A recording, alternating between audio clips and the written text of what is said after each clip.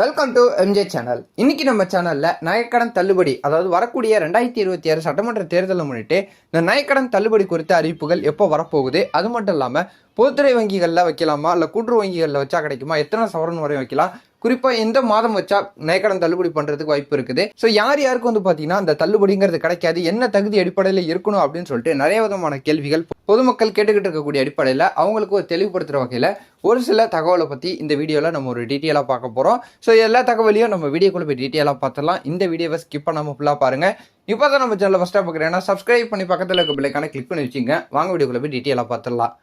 So இந்த நகைக்கடன் தள்ளுபடியில் என்ன தகுதி இருக்கணும், யாருக்கும் மெயினாக வந்து பார்த்தீங்கன்னா இந்த நகைக்கடனுங்கிறது கிடைக்காது அப்படின்னு சொல்லிட்டு நிறைய விதமான கேள்விகள் வந்துகிட்டு இருக்கக்கூடிய அடிப்படையில் ஸோ கடந்த சட்டமன்ற தேர்தலுக்கு என்னென்னலாம் தகுதி கொடுத்துருந்தாங்களோ அதே இதுதான் வந்து பார்த்தீங்கன்னா இந்த வரக்கூடிய 2026 ஃபாலோ பண்ணுறதுக்கு அதிகப்படியான வாய்ப்புகள் இருக்குது. அதில் மெயினாக வந்து பார்க்க போனோம்னா ஸோ சொந்தமாக வீடு இருக்கக்கூடியவங்க, 4 சக்கர வாகனங்கள் வச்சுருக்கக்கூடியவங்க, வருமான வரி கட்டுறவங்களுக்குலாம் வந்து பார்த்தீங்கன்னா ஸோ கடந்த முறை சட்டமன்ற தேர்தலில் வந்து பார்த்தீங்கன்னா இந்த நகைக்கடனுங்கிறது தள்ளுபடி கிடைக்கல. அவங்க மேல்முறையீடும் பண்ணாங்க. அப்படி பண்ணியும் வந்து பார்த்தீங்கன்னா ஸோ இந்தந்த ரீசன்னால வந்து அவங்க இந்த நகைக்கடன் தள்ளுபடிங்கிறது கிடைக்காம இருந்தது.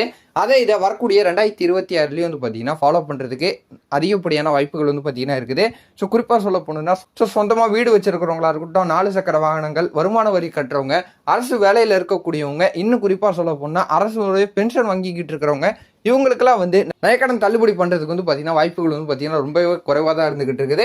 ஸோ மற்றபடி இப்போ ஏழை எளிய மக்களாக இருக்கட்டும், நடுத்தர மக்கள் யாராவது வச்சிருக்கிறாங்க, அதுலேயும் குறிப்பாக வந்து பார்க்க போனால் 3 சவரன் வரை கூட்டுறவு வங்கிகளில் வச்சிருக்கிறாங்க அப்படின்னா அவங்களுக்கு இந்த நகைக்கடன் தள்ளுபடி பண்ணுறதுக்கு அதிகப்படியான வாய்ப்புகள் வந்து பார்த்தீங்கன்னா இருக்குது.